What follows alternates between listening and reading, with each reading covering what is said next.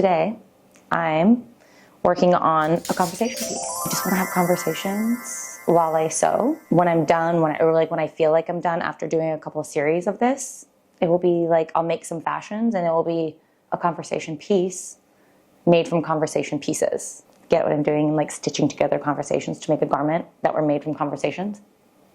It's cheeky. We're recording, right? This is plugged in, this is plugged in, this is hellosh. Okay, cool. Excited, nervous. I'm like really into these colors. These are so cute. Like peach and baby yellow, baby pink. It's a nice little color combo. Let's start with pink. Ooh, maybe your breath is stinky. Good thing the viewers can't smell your stink breath. The things I'm finding the most inspiring right now are things that take time to make. Like I'm really inspired by all little parts coming together to create one thing and not feeling rushed by it. I've been feeding my creativity by trying things out of my comfort zone. I signed up for an improv class that I went to last night and it made me want to throw up, but I didn't. I made it through alive. And yeah, it was really fun, surprisingly. So the thing with improv is that it doesn't fit. It's not supposed to be perfect. And I think that was really nice to hear because I feel like, I don't know, for some reason I'm not like allowing myself to be imperfect. And that's kind of the problem that I'm facing, is that I'm like just trying to be perfect. Like even right now, I'm like, what is going to be perfect? But I'm supposed to just be chill. I'm not even being chill.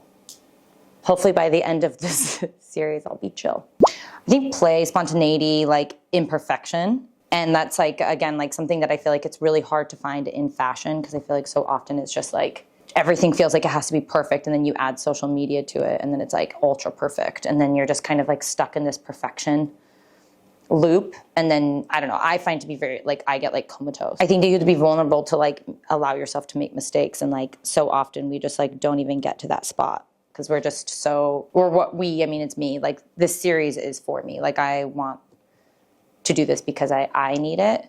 And I need to remind myself that like you don't need to be perfect, which is very hard to unlearn. I think like with Project Runway, it's like funny because like I went on the show so long ago, like right after college. And like I had like 3 weeks after I graduated art school, I went on Project Runway. And I went on because I was like, oh, well, I'm graduating art school. Like, what am I going to be doing? Like, I have literally like no clue.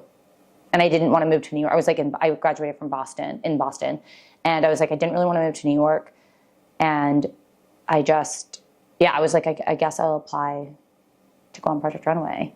And it was like the rise of social media. It was 2016. And so I was like, well, I'll just go and like get more Instagram followers. Like, I don't really know. And then I was like, frick, now I need to win this once I got on.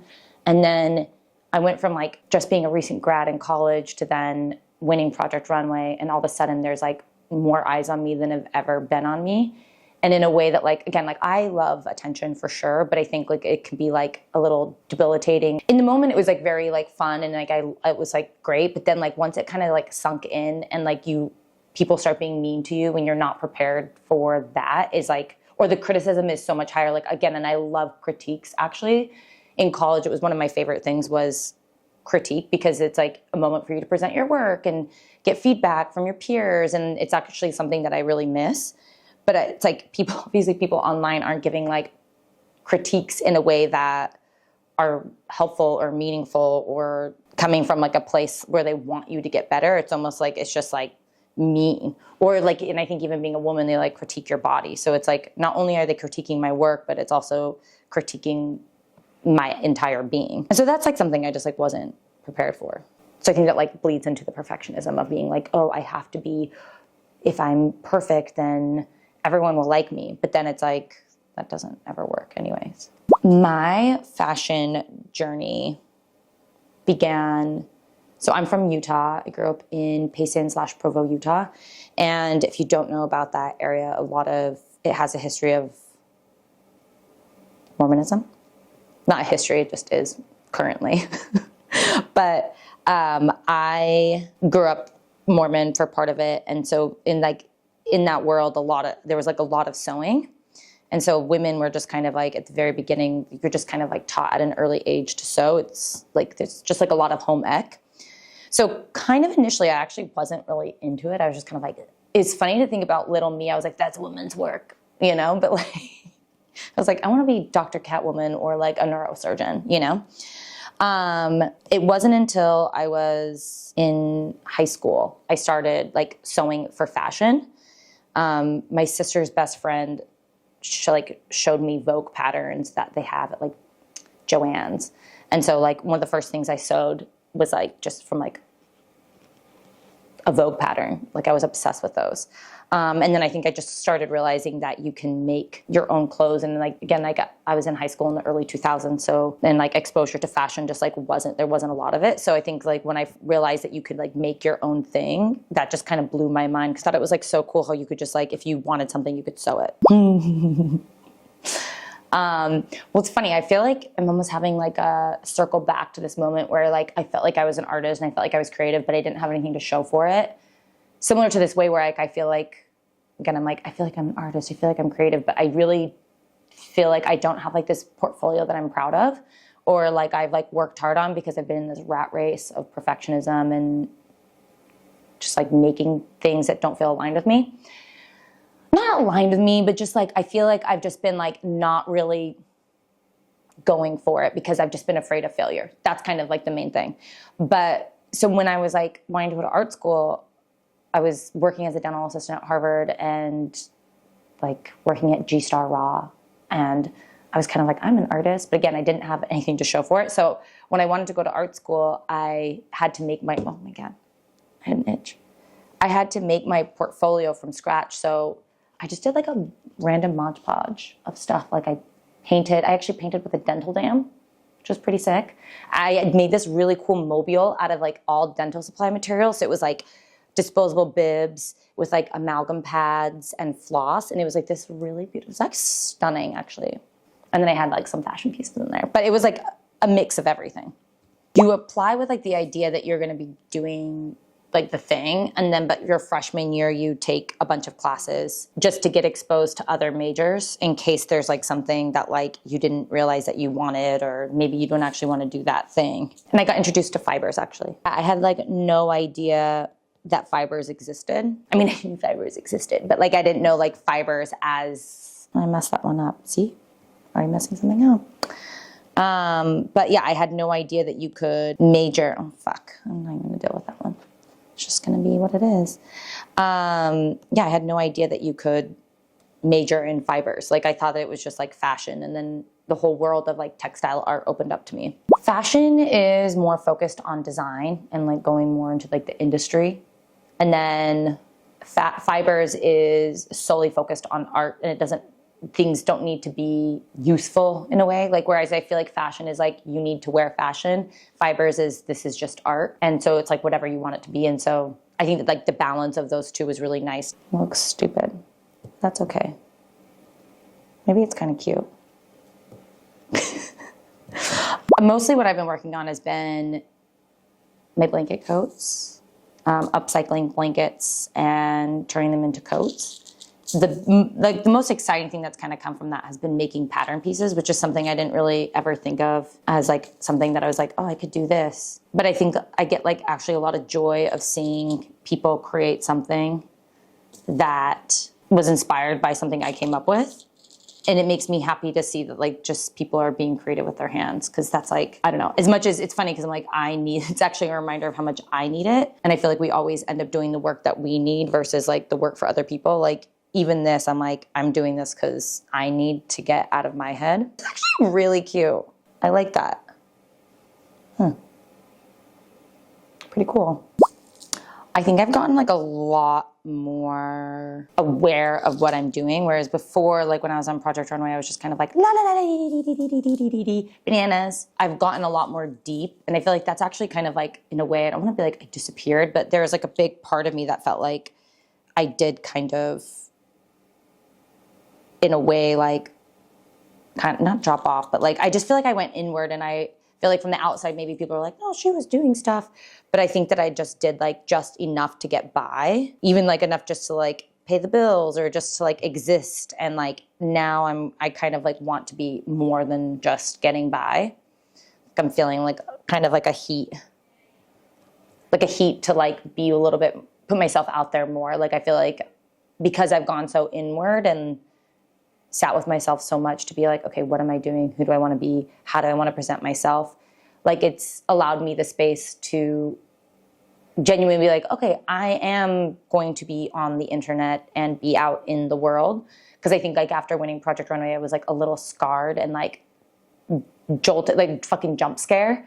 And this just like, I don't know, again, the time to like sit with myself and really think about like what I'm doing has been really nice. No, unfortunately, I do not separate myself from what I make. And I think that that's one of the problems with my play is that everything feels so personal. I think it's in a way sometimes why like the project, like just my Project Runway era was just like so playful. And whereas like I think too much now, which is like a good thing, but it also can like, again, it can be like debilitating. It's just looking really cute. Like I thought these were, and I thought these were going to be mistakes. And look at that. They're actually really fun. Surprise, surprise. I genuinely need the humor. I'm like, I need humor. I don't know, I just feel like one of the things I've always thought about like philosophy and religion and like whatever way you go, but everything is always just so serious. Like I feel like when you get to the depth of things, like things aren't funny. And I don't know what's wrong with that. It's kind of off tangent of like what we were talking about. I get bummed that like philosophy and religion aren't funny. Like humor is like one of the most important things. Reverence is like one of my, in the non-religion way, it's like one of my favorite words. Cause I just feel like when you have reverence for certain things, like even like not putting certain things on the internet because it's like, I feel like we were like in this insane phase where like everything had to be authentic and sharing your authentic self. And it's like, I don't know, there are like parts of my authentic self that like I also don't want to share, and I also don't think it's important to share, because important in the sense like I think it's important not to share it because it should be seen as something reverent or something private or something safe that's just for you. Even this right now, yes, I'm doing it because I like to, and I genuinely do like video work. Side note, I did win like my first art show making video, but like everything does end up feeling, there is to a degree, like you have to document everything. And that I think there's like parts of it that are really cool. And it's like in a way forced me to like do certain things that maybe I wouldn't have done. But then I also feel like it is like, it can be like debilitating because then like you don't just get to make the thing. It's like you have to make the thing, think about the shot, think about the lighting, think about editing, like, and it's this whole other thing. I mean, I think I'm gonna do some French knots. That would be really nice. Started off on social media as Dope Up and Erin, which comes from this YouTube thing, whatever, Dope Up a Cat, if you know, you know. And so anyways, I made my handle Dope Up and Erin. Then it switched, I started saying Ann in front of everything incorrectly, like Ann Scissors, Ann Thread. So I shortened Dope Up and Erin to Ann Erin because I'm an Erin. And then I like won Project Runway and like this crazy haze, and I didn't know what I was doing. And so I was just like, I kind of was like, didn't really know how I felt about Ann Erin, and everyone's like, no, it's your brand. You need to. And so like, I just stuck with it. I so love French knots. They're just so, like you can get like such a fun impact, and they're like so mindless. Anyway, so I've just been feeling like there's like, I felt like my name was never strong enough. My name never felt like a designer name, like a design house. But that's also not what I want to be. So then I was like, wait a second, I can just use my name because that's who I am. And so I love Ann Erin as like my handles, but I don't really like need to use it for the main deal anymore. I'm excited to like make my own wardrobe. I've been talking about like rather than going out and buying something, I just want to have like pattern pieces hanging up that I'm like, hey, I want to go, like Friday, I'm going to go to this thing. Like I want to just make a quick dress and just be able to do that. I love that rather than going out and being like buying something. It's like just going and like, I mean, I'll be buying fabric, which is something, but like, I don't know. I just like love that. I just want to have like my own wardrobe. I said that's so funny. I want to have my own wardrobe of patterns. So I'm really excited about that. I'm excited to be less, like work on being less of a perfectionist and allowing myself to just make mistakes. Because again, like, it's mortifying to do that. It's so funny because like I really didn't have a dream, and I think that that's like one of the problems is like, and I didn't understand why, but I just like in my soul searching, a little soul searching. I always knew I had a soul. I wasn't searching for it, but it was like soul connecting. I like just doing like a lot of work. I like came across this thing where this person was saying how when you come from like an unstable economical background, you don't ever get a plan for big future goals because you have to plan just to be able to get through every month, just to pay the rent and pay for your food. And so when you're kind of like living in that like fight or flight mode in a way, like you don't really get to be like, where do I want to be in 5 years? And so I think like I never really allowed myself to even dream of what I'm going to do. And I think also because of my background, I didn't like, there was no expectation to be anything great. And that's not like on my parents' fault. Like they were just like, as long as you're happy. But it was like never like, you need to be this, or you could be this, or la la la. Like there was no like thing. And so like, I feel like I've never been like, this is my dream. And so like, that's why after Project Runway, I was like, what's next? Because it's like, I just didn't have a goal or a dream. I got this book at this artist talk I went to of Stephen Elcock, which I'll also put his book up too, because I went to, it was his book release of Elements, and it was an artist talk about it. It was so cool. But I grabbed that book, and then this other book, I just like, kind of, they were like, help us continue having these artist talks by buying books. And I was like, okay, cute, I will. And so I just got 2 books and didn't even look at it, read it. But then I was like literally in tears when I finished this book, just because like sometimes like when you're in your head and you think you're the only one having these thoughts, and then like you're like, wait a second, other people are thinking these things. They talked about like like in building, like fashion is like building fantasy. And it's funny because I feel like everyone may be like, yeah, duh, Erin, we get it. It is building fantasy, which is why like some of these design houses are like so great, because they do build like the fantasy, like the Gucci fantasy, or like the Margiela fantasy, or like Prada. Like all these designers are like very much like, you know, that brand, and there is that fantasy. And I think like that's something that I want to like really build, is the Erin fantasy. Like, what is my world? What is that? And I think like actually going inward and thinking so much about like me and who I am and why do I create, where do I come from, where did you come from, where'd you go, where'd you come from, Cacne Joe? Like that's what I've been doing. Aesthetically, definitely there's color. There's color, there's texture. I just love shapes. Like I'm not really into like I like to wear fitted things, but I really love when something is just kind of like shapeless, because you can just eat all the snacks you want and you don't have to worry about getting bloated. Like when you're lactose intolerant and you want to have cheese, but then you can't because you bloat. So I really like clothes that you can eat cheese in. My most happiness. I really love eating and drinking and having conversation. Like it's one of my favorite things to do, is just vibe. Do improv. Just kidding. Oh my God, this is wicked cute. I think that it needs some darkness in there though. Some contrast. There's a movie called House, and that was so good. It's like a Japanese fantasy horror that was filmed in the 60s. And I loved it because it was just so weird. It was so, so weird. Like I was just like, who makes this? Like who made this, and like, just from start to end. Like the colors are extraordinary. Like the colors really did it for me. It was very saturated. And yeah, I just really loved it. And it just made me like, I don't know, I think thinking about like doing more film work, I think that it was like inspiring to me to think about like how to be maybe more like narrative based with some filming versus just come along with me for the process. Because I do love that, and like I think it's fun, but I want there to be like more options in the way that I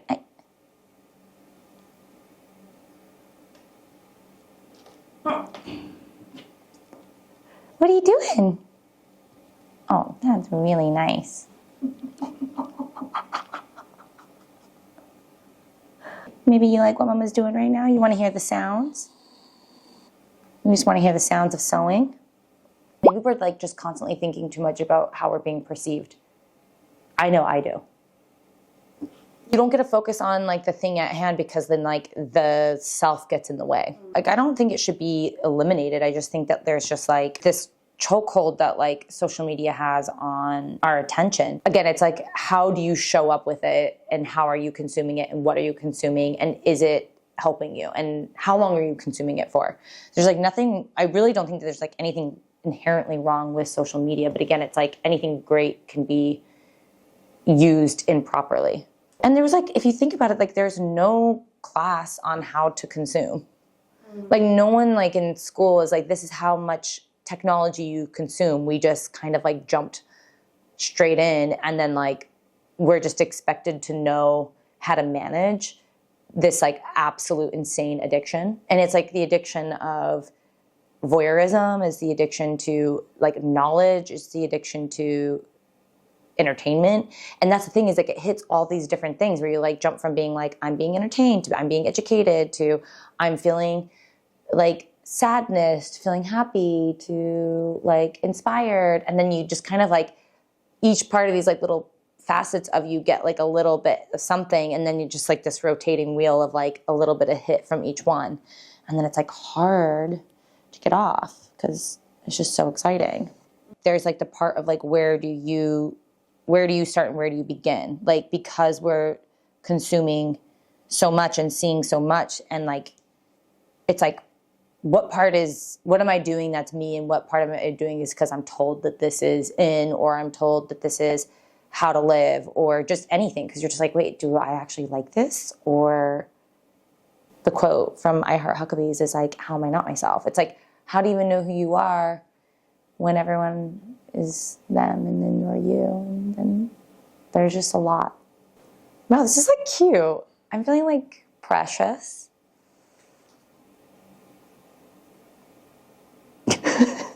So funny because I'm so used to moving fast that I'm like, I should have something finished. That like, I'm like, and like, I'm literally like, oh, I haven't done enough. Like, that's not the point.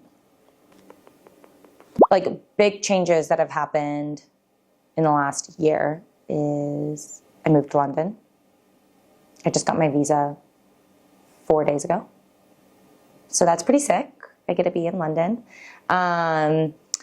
Steph, who is my wife now, we got married.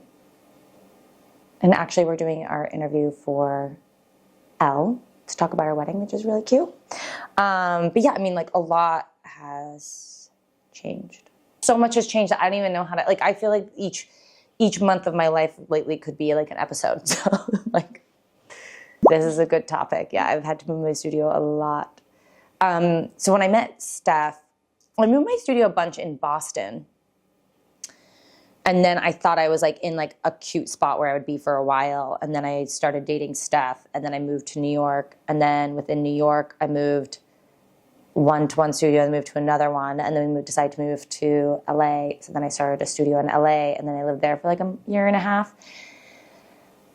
Yeah, and then we started a pickleball business together, which is what actually led us to come to London. So we started it in Santa Monica, and it's called Pickle Pop. It's really fun. It's really cute. And it was really fun to work on something that wasn't fashion because I was kind of getting in my own head. Like I was not wanting to show up for work. So as a boss, I was mad at my employee, but as an employee, I was mad at my boss because like neither one of us were showing up for each other. And so there was a lot of tension in the work field. So anyways, when Steph had this idea to do Pickle Pop or to start a pickleball business, I was like, this sounds really fun. And like, I could get away from myself. I do love like community thinking and thinking about like bringing people together and creating a space. So Pickle Pop wasn't like doing something that just felt like absolutely out of left field for me. It actually was very aligned with really in a way like how things that I care about, which is just people coming together. And I think in like a digital age, it's important more than ever for people to be coming to spaces to connect with one another. When in college, I worked as a server. So I worked at this place called Lucky's Lounge for almost 6 years. And so like, it was like fun to see how those skills also come into play. And like, I don't know, it's really interesting how like no job ever really isn't important. Like people are crazy when they're drunk, which I feel like everyone would kind of imagine that. I really learned how to like, I feel like to diffuse situations. Just because when people get drunk and they're like ridiculous, you kind of have to like actually improv. You have to kind of just be like kind of cheeky and silly and just be like, like da da da, and almost like beat them at their own bad joke or inappropriate comment. I learned that I had like actually like a good memory.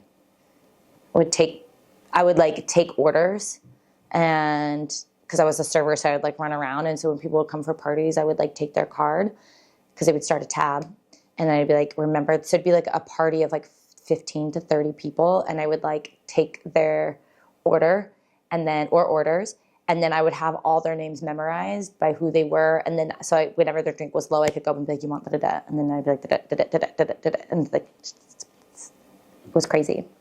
And again, that's why I feel like no job or no thing can like really is like bad or a waste of your time, because it helps you realize certain things about yourself. This is looking really cute. Like the detail that's going in here is like really fun. I don't think I would have ever made this if I wasn't I'm not even being fresh. Like this is really, really fun. I actually went to a talk with, I'm going to totally like botch his name. Something Shalayam. It's Hissam Shalayan. I really know that I'm ruining his name. Hussein Shalayan. But he's like an amazing art fashion designer. Like he's like historical and made some like really beautiful pieces of work and even beautiful collections that are like really in depth. So like my friend Michelle invited me because she was interviewing him, and so I went to the thing. I went to the conference at MIT by myself, which was like brave for me. And then I went to like the after party, and it was funny. I actually went downstairs to call a car to go home, and then I was like, I had something inside me to just tell me to go back upstairs, but I was like kind of like feeling shy, and I was like, Erin, I think that you need to go like network. And so I did. I went back upstairs and I met Jife, and I saw his like soft 3D printing work. But at the time, he was printing just on like kind of on itself in like a bed. And then I brought up like the idea of like printing on fabric, like 3D printing on the fabric versus just like, because usually we would print on a thing and then you'd have to like sew it on to the fabric. When I was like, can we just skip that step? So then he created this thing that like, it basically like was like on a roll of fabric, and it would go into the resin bath and it would be cured. It would come out on these like sheets of fabric. But at that time, we could only print like this wide, but like on a long roll. So then I thought about doing smocking and then doing the design of smock into the 3D print. So when I would like get the strips, I'd sew them together, and they would already be defined in those like moments just to like pull together to smock. And what's cool about the history of smocking is that peasants created smocking because it's like elastic. So you would make it for your kid, and as they grow, like it would grow with the kid. And so I liked that idea of like maybe breathable or movable fabric, but on a large scale. So the smocks, rather than being like this big, they were like, the diamonds were like this big. So it was like really cool to see this huge smocked piece. So yeah, that was really cool. I'm excited about this piece. Yeah. I'll tell you that much. Like, I can't wait to get like the up close, like little shot of this. Like this is looking wicked cute. The last collection I made, just so wild, like proper collection, not like, was, I made it with Jordan, my friend Jordan Piantadosi. And it was called Sexual Helix. It was about how humans are really not that different from animals, but even though we like try to think that we are actually animals. And so just like the array of like the way that animals identify, but they don't say that they identify, they just are. And so I think that like, again, we get in our way and we like have to label something too much, and where again, like, maybe this is what I was saying animals do. Oh my God, it's all in her curls. She like doesn't care. It's so funny. All right, maybe. We get it. You're really cute. She's the cutest thing in the world. Yeah, but it was just, I think it was like really interesting too, because it was like, I did that collection again, like I always make work sometimes whether or not I know what I'm doing when I'm doing it, or it takes a minute to realize what I'm doing. And like, doing this collection with my friend Jordan, and we talked so much just about like everything in the world. And she opened up my eyes to so many ways of thinking. My queerness, oh my goodness. But yeah, just like, I was mostly dating men at the time, and I was always like, I'm bi. Which I mean, like, I don't know, like, honestly, how I even identify, but like, more lesbian than anything. But like, I think that when I was working on that collection with Jordan, it was like really eye-opening for me to be able to be like, oh, all these animals, like we're just like them. But again, like, I don't know, we've always seen animals as being straight, and that's just like not the case at all. So it was like really cool to work on this collection and like dive deep into these creatures and just be like feeling connected to like a cuttlefish, you know? Like you're like, oh wow, I'm not that different. I mean, I don't feel like I'm a cuttlefish actually, but like, you know. There was a tardigrade. It's actually like a big little shape. It's like the world's smallest animal. It's microscopic and it lives in water. It can also go into outer space. It's like pretty sick. I made like a giant puffer. It was like this big like purple puffer with like little sleeves, and then Jordan did a tardigrade comic for the lining on the inside. That was really fun. I think the idea of making a collection is, I think I steered away from it because I was like, I don't want to be in the fashion industry and they do collections. When I'm like, okay, you don't have to be in the industry, but you can like make a body of work that has like some depth to it. Maybe I just need to move you a little bit. Okay, there we go. Thank you. I'm an artist. But like, it's so funny that like artists have such a hard time being like, I'm an artist. Why are we like that? Can anyone say?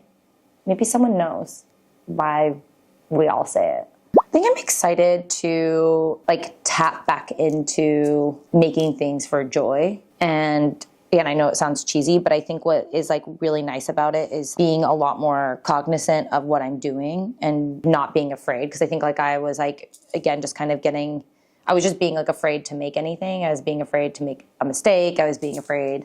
Like I was just genuinely like being afraid. I know why, which is what I kind of like talked about, of fear of making a mistake, looking like a fool, like to an audience. I just am kind of like, I need to like make stuff, because if I'm not making stuff, then I'm actually more annoying. Just like need to like express myself. And I feel like when I'm not expressing myself, I'm just like not doing good. Like I'm, because again, it's like when you hold yourself in, you're just being so fearful. And it's almost like this, like, you're just like clenched because you're just so afraid of making a mistake. And I just feel like I won't be like I'm done, but like I feel like I'm done with that, like at least holding myself back. Like I'm sure I'll have like relapses, but I don't know. Like I'm like excited to just like connect back with myself. And I think I've always been like, I want to like connect back with the version of me from college. And I feel like the version of me from college isn't like to feel like I'm in school again, but I think to connect with that part where I wasn't making for an audience. And yes, I know I am, but like I need to like be like, who am I afraid of? There's no like ookie bookie man out there that's gonna come get me. I think it's more so younger self say to me. I don't think like I need to tell little Erin anything. I'll tell you that much. I don't know. It's funny. I don't know if I don't know what she would say to me is the thing. I know that sounds like a cop out, but like I really don't know what she would say. I feel like she would just like be like, why the flip are you even having this problem? I don't know. It's like weird to think about. Maybe I feel so disconnected from that part of me that I don't even know what she would say. Like we wouldn't even be having the conversation because we'd probably be playing anyways. Like we wouldn't even get to this point where she would have to say something to me. It would just be like, and sometimes I almost feel like less talking is better and like doing. Oh, yeah. You know, like again, I think that's like the thing where like sometimes talking is great. And then other times I think it's just like, don't need to do it. Just go vibe.